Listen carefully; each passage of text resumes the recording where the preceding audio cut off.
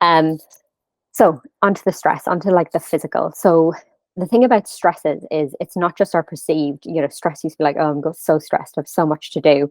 Um, it's not just, but stress isn't just when you're moving house or you lose a loved one or you've got a heap of work to do.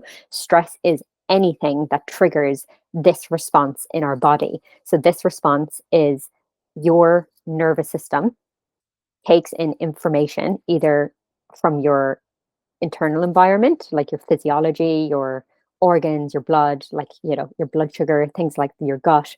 It takes information from like the inside and also your emotions. And it takes information from the outside, from the external. So, with all our senses, sight, touch, sound, uh, feeling, said that touch. What's another one? What's the sound? Taste, things like that. It takes in everything, and like I said, your body's actually doing that constantly. Just your reticular activating system just filters a lot of it out. So a lot of our reactions and a lot of what's going on is unconscious to us. We don't consciously think about how safe we are, how safe we aren't, or I'm not consciously thinking about like what's my blood sugar doing and things like that. But your body is. So you can be stressed when you don't think you're stressed, if that makes sense. Like people's bodies, they can tell they get stressed because stress is this pathway. Your brain tells your adrenals to release your body thinks there's a threat. So then that's relayed to your brain. And then your brain tells your adrenal glands to release adrenaline and cortisol, like your stress hormones. Um, so you may or may not be conscious of this. You may not think, like a lot of people who come to me with hormonal issues, burnout, like chronic stress, and they will say, I'm not that stressed. And it's like your body saying otherwise, like you have an autoimmune disease or you have something, and that by definition is like that there's stress on your body. Um, like I said, the stress can be physical, emotional, energetic, mental, um, and a list of potential stressors. So just, stressful. This is all of us these days, a sedentary lifestyle. Like we're meant to be moving. We're not meant to be sitting static all day. A lack of sun and being outdoors, a lack of community and connection and support. Even though you may think you've got enough friends and families, the reality is we used to actually live as a tribe. We used to have like, huge amounts of like support and community right there. Whereas now in this modern age, we all live in individual houses and stuff. So you kind of have to make the effort, the extra effort to feel that community and connection and support because they're not like right there anymore. So disturbed sleep issues, or body clock dysfunction, like circadian rhythm. If you're um, yes, sluggish in the morning and then you're like wired at night, blue lights and things like that are like getting in the way of our body clock. A lack of rest, perfectionism, unrealistic expectations, lack of joy, like lack of actually doing things that bring you joy, and doing things that are deemed as play, ignoring your intuition, this hustle culture, this need to be productive all the time, always be busy. Like, there was a time, maybe it still is now, as in you don't want to be seen as like lazy, um, especially, I think, especially women, this need to be productive and achieve, um, over exercise or under exercise, highly refined diets, lack of nutrients, overeating, but undernourishing. So having a lot of just processed or foods like empty of nutrients, which is, really common these days. Calorie restriction. So if you're just not eating enough, or um, yes, that you're just not eating enough, which again is really common with women because of like those 90s and 2000. Like it was really, the diets that people were telling you each were just like crazy. This 1,200 calorie diet, like that is like calorie restriction, and it pushes your metabolism down, down, and down, and your body just like trying to conserve energy. It just doesn't have enough um, energy. So then that causes loads of hormonal issues and period issues because for your period to be functioning really well, you need to make progesterone. And progesterone is kind of your body doesn't need to make it. Like it makes it if it feels really safe and it seems like it's a good time to reproduce, but it will stop making that if it deems that it's just not safe, that there's not enough resources or food or if there's just too much danger, it will stop making progesterone as a way of conserving energy. And also because progesterone is to conceive, for reproduction, have a baby, it just means it's not safe to have a baby. So it'll just shut that off. But that causes us a lot of issues because progesterone is kind of makes us feel good and calm and sleep around our period. So anything that's not doing that, if you've got raging PMS, if your husband needs to run for cover like that week before your period, if your like if your sleep is off, your mood is off, you don't feel calm, you feel stressed, then your progesterone is more likely low. So blood sugar fluctuations, that causes stress in our body, high demands at work, family, kids, or all of those things. When you're just out of alignment with what you want in life, like you hate your job, or the people around you don't have the same values, childhood trauma, other ones, worries about health, finances, safety. Am I doing it right? Like, am I in the, this like need to be in the right stage of life, like as in, have kids and the job and the house sorted, and, just materialism, worrying about what you have or haven't got, or what you have or haven't achieved, body issues, yo-yo dieting, relationship challenges, just sorry, just society oppression, just like society, what you think you should do, what society says you should do. And if you feel that's not for you, the stress of that's quite stressful. Digestive stress. So when sometimes stress is like a feedback loop, because when you're stressed, it causes your digestion not to digest as well. And then that causes you to have gut issues, and it means you can't absorb your food as well. And that creates a stress in your body. So when stress is chronic, it like feeds back into itself, with a lot of these things. Hormonal imbalances, like I said, your body's stressed, so it causes your hormones to be all off. And then the fact that you're getting health issues from these hormonal balances causes you stress again. So like I said, it kind of layers upon layers. So that's why it's so important to like understand your body, read these signs and symptoms, and be able to address them as they come up, instead of them kind of layering on top of each other. Obviously, we have a higher toxic load these days, environmental toxins. If you're a worrier or you kind of have a negative mindset, like I said, trauma in your past, food stress, food sensitivities, got issues, divorce, death in the family, pregnancy and childbirth, and perimenopause and postpartum. These are all times of like I said, even though they're good stress, yay, I have a new baby, new baby and stuff, like it's still stress. So then you just have to account for it on the other side. It's not that we can't do stressful things. Stress is good sometimes if it's a good stressor, if it feels challenging enough that we can overcome it, or we have an attitude that I can do this, it's fine, like I'm stressed but it's okay, I can do it. That has a very different effect on your body than just feeling like overwhelmed, like everything's too much, like it's not in your control, or you're trying to control it too much. So you kind of get the idea that it can be anything, but the point is that it has the same effect in your body. No matter what it is, it's doing the same thing in your body. Your brain is telling your adrenals to release stress hormones. So stress hormones are pumping around your body. And then this is more where the energetics comes in, is exercise is a stress on your body. And like I said, it's different whether we deem it a good stress or a bad stress. So in this study, rats, the one group were rats who were allowed to exercise on a wheel, and they all had positive health benefits. But on the other side were rats who were forced to exercise at the same time and for the same duration as the rats who did it of their own free will. The rats that were forced to do it when they didn't want to, or that they didn't have control over it, they actually had detrimental health effects. So it just shows sometimes it's not like what is happening. Sometimes it's not the stress that are there. It's not like what we're doing. It's like our attitude towards it. Like, do we feel in control, or do we feel like it's out of our control? Do we look at it like if you're exercising, are you looking at it like, I get to exercise, like I get to move my body, I'm so excited to do this? Or are you thinking of it like, oh, I have to do this, or else I have to do it, or I'll get fat, or I have to do it because somebody told me to.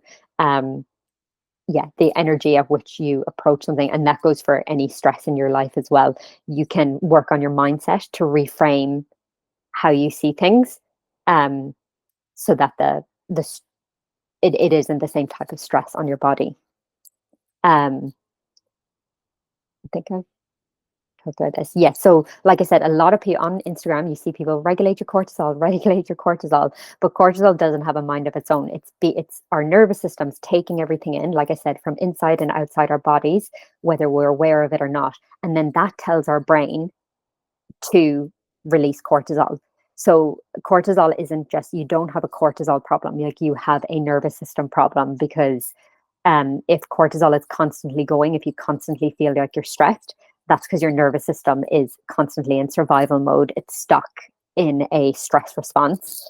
So you can eat foods for cortisol. You can take your adaptogens, or things that manage your, that it supplements to help you lower your cortisol or your stress.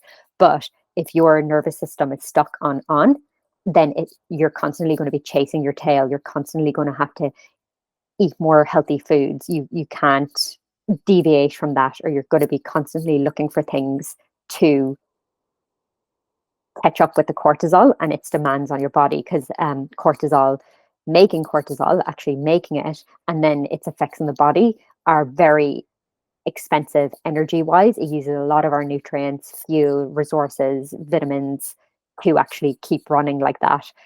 So if your nervous system is stuck on and it's constantly running at this like high speed, then you really can't catch up with it. Like, you would have to be so particular with your diet every day, really restrictive, um, on like being healthy and things like that, which I think a lot of people can get stuck in.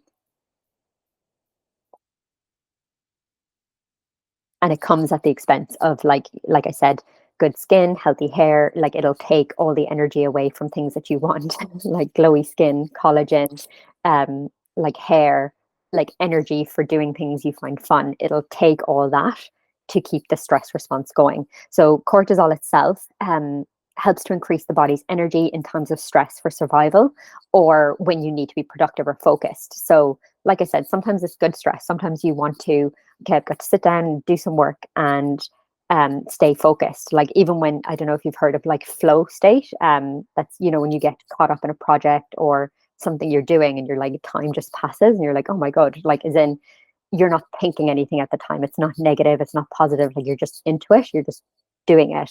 That also requires like cortisol. But again, your perception of that is much better than um, when you're stuck in that stress response where you're anxious and worried and everything's negative. Again, that will break down your body more. Um, so cortisol produces this energy. Cortisol basically helps us release energy in our body, frees it up so that we can use it for fuel to do what we're trying to do, be productive, run away, survive, whatever it is. And it gets this fuel or nutrients, you're pulling from your own body's stores. If you're not giving your body enough anyway, which, if the stress response is constantly running, you won't be able to like keep up with it. So cortisol starts to pull from your own body stores. So glucose, fatty acids, amino acids, vitamins, minerals. It needs these, and it pulls them from your bones, from your muscle, from your gut lining. So it basically like punches holes in your gut to be able to use the the stuff that's in your gut, like the amino acids or whatever it is, to use it for survival. Um, there's some good things that it does. Like I said, it's not all bad. Like, in the short term, cortisol is good. It maintains mood and emotional stability. It helps our immune system to function. It tells it, like, the immune system, to keep a lookout for danger and things like that. It directs our ovarian hormones like estrogen and progesterone. Um, it's anti-inflammatory. It counters allergies, and it maintains a resistance to stress.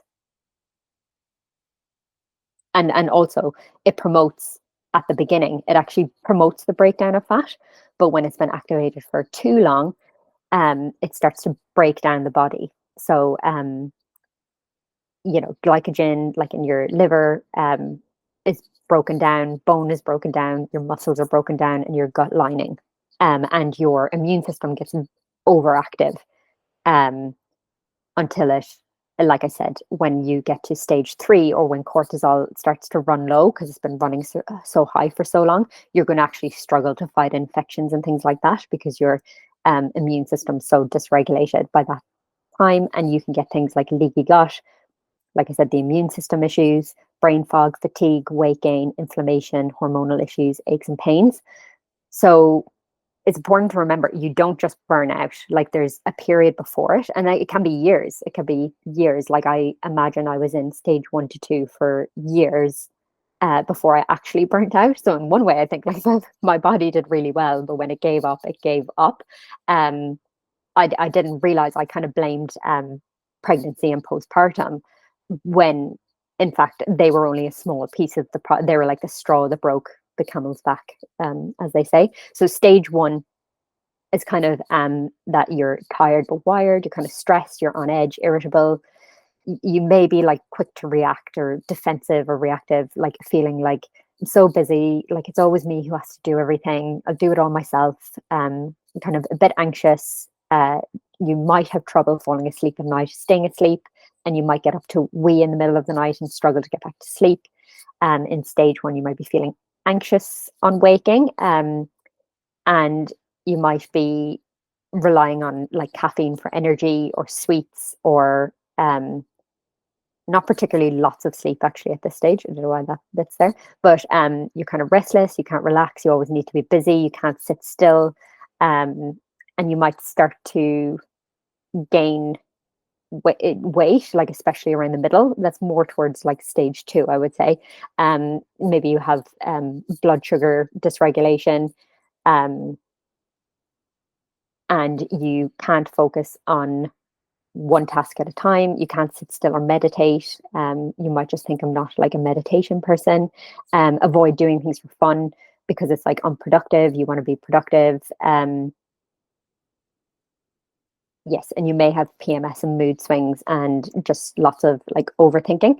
And then stage 2 is kind of everything that's in stage 1, but cortisol. So stage 1 that we were just talking about, cortisol is generally high all the time.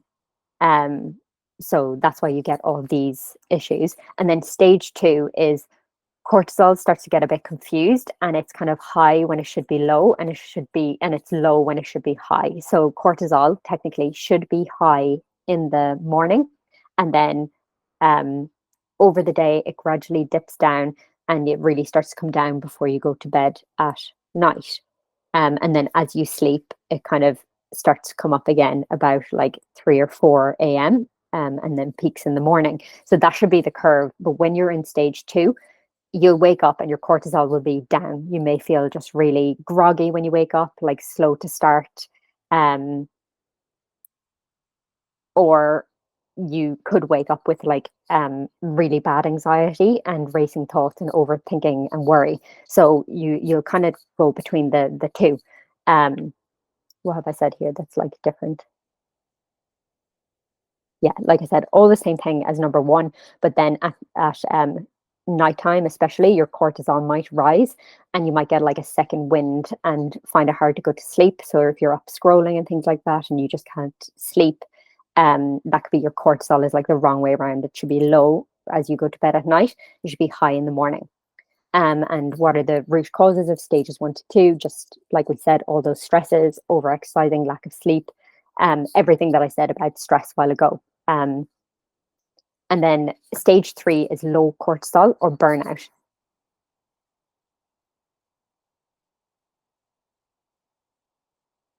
Sorry, I was just making sure that was recording. So low cortisol happens after long periods of high cortisol, or it can happen as well if something like really traumatic has happened to you, probably physically or yeah, after like a big accident or something like that, where it's really taken a toll on your body. And this is due to the fact that your adrenal glands can't keep up with the demand for how much cortisol you've been pumping out. So your body's like, it must be a mistake. Like we've been pumping out this cortisol for like so long, we've been stressed for so long, so we have to actually conserve our energy. So cortisol levels then stay low, um, even when they're meant to rise. So this is where you'll feel burnt out, depleted, or sometimes people will say they have like adrenal fatigue, but the adrenals don't fatigue. Like it's your body making a conscious decision to like turn off the production of cortisol.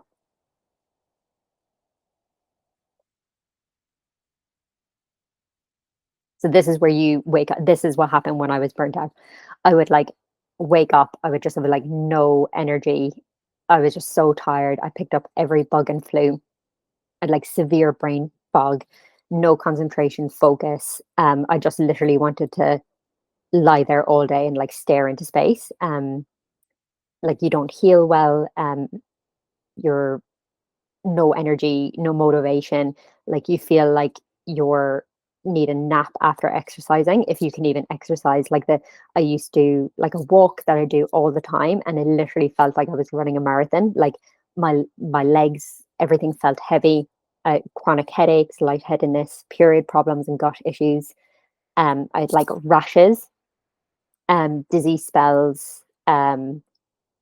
You'll usually only want like carbs and stuff, because eating protein and veg actually requires like your digestion, and you don't really, this is like unconsciously, but your digestion will be really, really suppressed, so you won't feel like eating those things. um you could have low blood pressure, depression, just emotional exhaustion, low back pain, like lots of aches and pains, um feeling high strung and jumpy despite the fatigue. So your memory might deteriorate. And exercise leaves you feeling drained, makes your mood and energy crash. You may need a nap more often. To be honest, I probably could have slept like all day when I had it. You don't want to socialize or be around other people. You kind of want to isolate. You just feel like overwhelmed, maybe just teary. Small decisions feel huge. Intense cravings for like just salty foods, sweet foods, because your body is just in survival mode. So it just wants those really easy things for energy. Um, and you may not like your hair falling out, dry skin, really intolerant to cold and light sensitivity and noise. Even like with the kids, you might just want to like not listen to anything, like put your earplugs in. So if we want the opposite of what like high, like we want cortisol to just be balanced. We want it to do what I said. You want it to be up in the morning and then gradually as the day goes on, and not like constantly high and that feeling of anxiety and things like that. So you want like glowy skin, with like minimal wrinkles and strong nails. That was another one, like that you premature aging when you have low cortisol or burnout, like where you notice fine lines and wrinkles on your skin. What do you want? Like a healthy weight, no bloat, inflammation, regulated emotions, like not picking fights with your partner or losing it with the kids for no reason. Um, this is a sign that your nervous system is dysregulated. You want full hair, like healthy looking hair, motivation, energy, and drive to do the workout or take the actions that whatever it is, the goal you have, whether it's your body, health, work. Um, you want healthy digestion, strong immunity, healthy libido, able to get pregnant when you want to, and have calm, easy periods with like minimal symptoms. Um, yes, just all those things that we actually want from our health. Long-term cortisol basically does the opposite. Um, so yeah, it's like cortisol. When cortisol is high, if you pay attention, you can kind of feel all the excess energy. When it's like anxiety, tightness in chest, overwhelm, you can't think straight. You've got this excess energy in your hands and legs. And this is good for like, what's meant to be 20 to 30% of your day when you need energy. When you like a car is coming towards you, you need to jump out of the way. When your kid runs on the road and you need to react. When we want to do exercise, like I said, when we want to get stuff done, like our work, and get into that productive zone, like we want a bit of cortisol, but then we want to be able to just switch it off afterwards. This is where the nervous system, which we'll talk about tomorrow, comes in. Is we can't really control our cortisol without regulating our nervous system. Um, but if your cortisol is on all the time, like I said, your body breaks down, and then your mind is constantly in survival mode. When you're in survival mode, you're not in the driver's seat of like the things you do, because when you're in survival, there's certain reactions that we have, and there's certain things that we do because we're deeming everything as a threat. So when your husband comes in, he like looks at you funny, and you're like, what does that mean, or something, like you take something the wrong way. It's because your cortisol is high, so you've already deemed the look on his face as like a threat. So you want to be able to easily switch between stress when you want to get up and go, and back into a parasympathetic state, which is like rest and digest.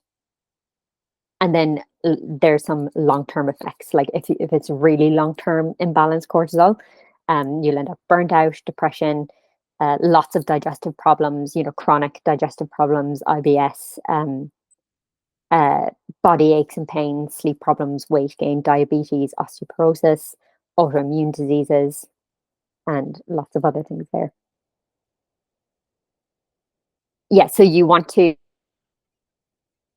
just like see where are you on that, because you could be as well, when you burn out, you can cycle up between the two, because yeah, you'll see tomorrow in the nervous system one, when you start healing from burnout, you'll come up the level, but then you'll get a lot of anxiety and anger. And if you don't know what to do when you get there, because there is, you can get through it and you can keep healing, but a lot of people go back down into burnout because they're taking the wrong actions again, or they're trying to deal with it the wrong way. So it's really important to like understand where you are and what to expect as you're like coming out of it, and also knowing the actual root cause of your imbalance, so that even though you could be feeding your body, to keep up with the cortisol and the body breakdown, you want to actually heal the root of your imbalance so that it actually stops happening, and that you're not like chasing your tail with your health all the time. I was going to go through how cortisol affects like your sex hormones as well. This is in my free guide, so feel free to download that. That was in the emails that I sent. So I won't go too much into it because of time, but you can read that in the guide. And it's basically how cortisol is your survival hormone along with insulin. And these are always going to be prioritized before any of your thyroid or your sex hormones. So that's why you get all those issues if you've been running on stress for so long, because your body like switches off or suppresses the other processes to prioritize survival, basically, and producing cortisol. So that's why you have to start regulating your cortisol and healing your nervous system before you'll actually see improvements in things like your period problems, or if you've got an underactive thyroid. And also how stress, sleep, and blood sugar are like a triad. They're all connected. And if one of them is off, then the other two are also off. So they are like the core for physically trying to get stress under control or burnout. They're like your three physical things that do need to be addressed. So if you're meditating and you're regulating your blood sugar, but you're up all night like scrolling your phone, then it's still going to be off, is basically what I'm trying to say. Or if you're doing the blood sugar and you're trying to manage your sleep, but you are not reducing like your stresses or your body's ability to deal with the stress, then you're still going to have the same issues. So to truly balance cortisol, we must address it from all the angles. This is why somebody who does all the right things, eats well, takes supplements, works out, does yoga, she's a nutritionist, like has kale smoothies, I don't know, all the things, they're watching all their toxins, and they're still kind of just really anxious and stressed and like bordering on burnout, or they are burnt out. So like I said, it's your brain that signals cortisol to be released, but the brain gets a signal from the body, from your environment. So for instance, like the face of a person who reminds you of your old boss who you hated, that's like a trigger. That'll trigger your nervous system. Um, like a feeling you get that makes you feel unsafe, a past memory of a time you had surgery and you were scared, the thought that you're not good enough for something, mom guilt, a fight with your partner, your to-do list, um, from your body telling your brain that your blood sugar dipped, the fact that you're limiting your food because you're on a diet, or that you feel shame or anger, or you have past trauma. All of these things could be activating your nervous system, which tells your body to release cortisol.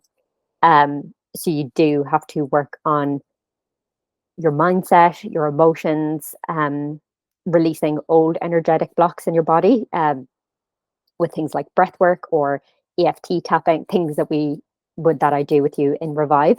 So, and then there's other ways to physically make your body feel safe, like looking after your gut health, reducing toxins, things like that. So I've written them out here, different ways that you can do it. So in Revive, I use a mix of all the above with NLP, mindset, life coaching, breath work, and nervous system and vagus nerve. Um,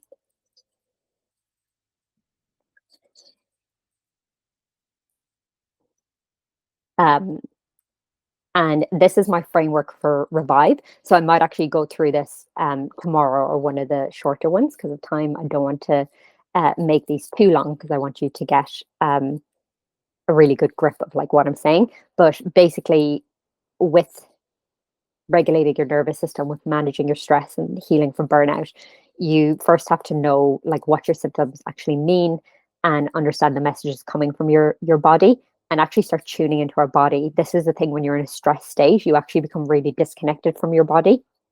You can misinterpret what it's saying, or you're just not even present at all, because that's the thing with being in survival mode. That's the thing, you're not present. You're either in the future or the past. You're overthinking things, you're imagining worst case scenarios, or you're projecting out of what could be a threat around you. You're always looking for something wrong, and that's not you. That is you learn with the nervous system tomorrow that it's the state that will dictate like your thoughts and things like that. Sometimes you have thoughts and you think, oh, that's weird, like I wasn't even thinking that, and it's actually your nervous system, your body, like sending that message to your brain, um as a survival thing. So yeah, then we have to like reconnect with the body, so that we know when it is in and out of balance, so that we can bring it back into balance if it's not suitable for the situation. Like sometimes cortisol, like we need it, we want it, it's good.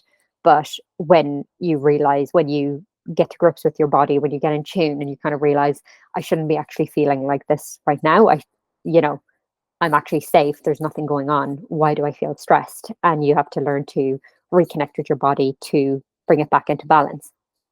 Restore your basic needs like deep nutrition, gut health, hydration, like certain supplements that can help to bring balance back in the body, sleep, movement, and rest and recovery, and then regulating, balancing your stuck nervous system. Um, and once you come into balance, then you can start expanding your nervous system. So you hear about all these things like ice baths, and even certain like exercises, pushing your body, like keto and things like that.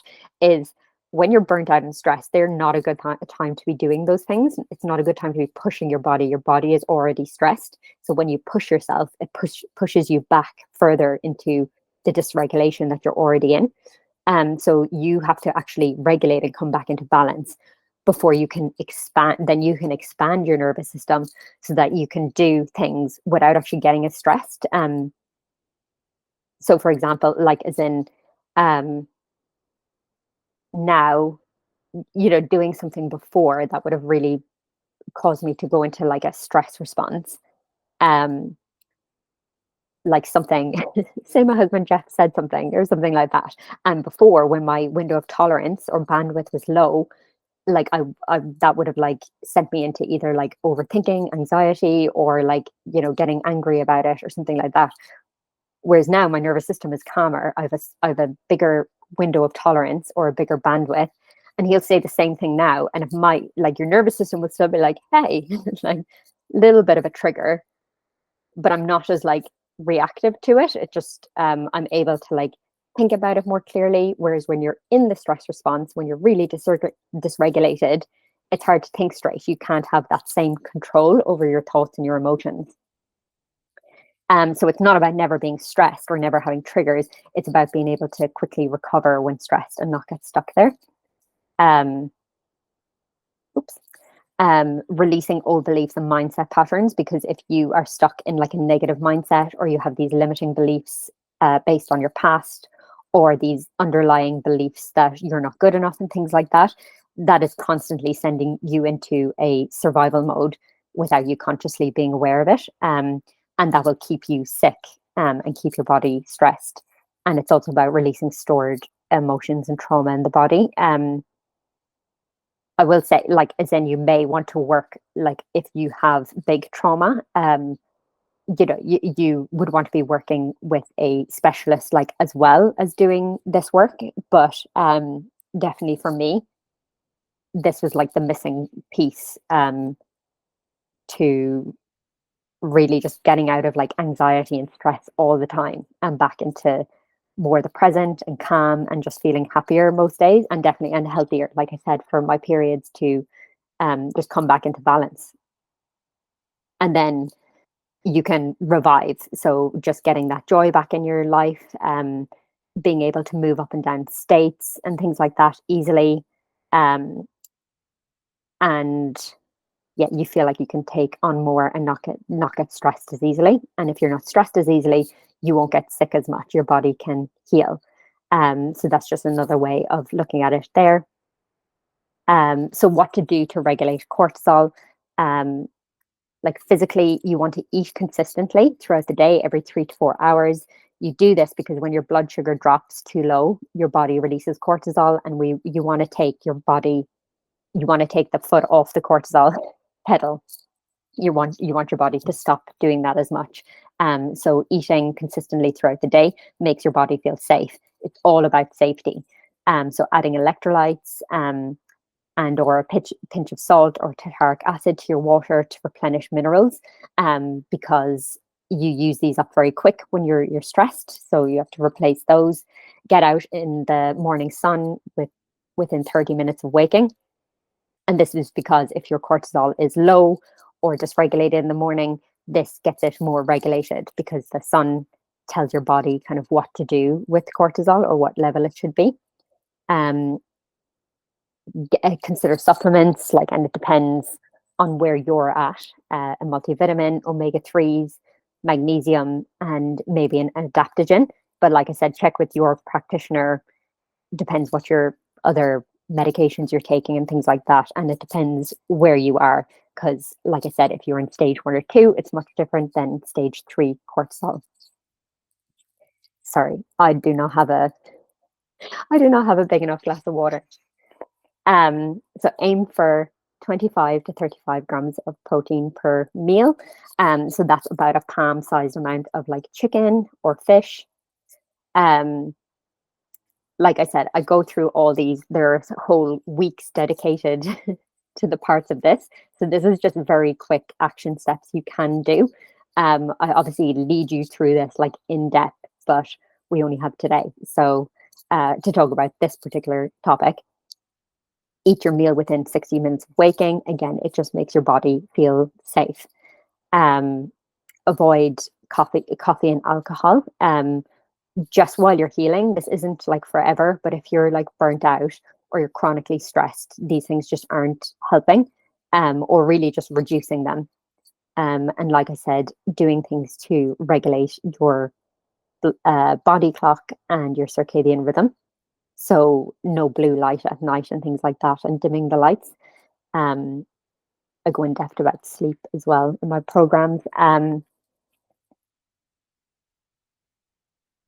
And then you also, like I said, chronic stress reduce or decreases the energy that your gut has to digest stuff. So you want to really support your digestion. You may need like some acid supplements, or even just some apple cider vinegar before you eat. Um, you may need digestive enzymes, and even sometimes bile salts if that's an issue. Um, and just a nutrient dense diet. So you can screenshot these.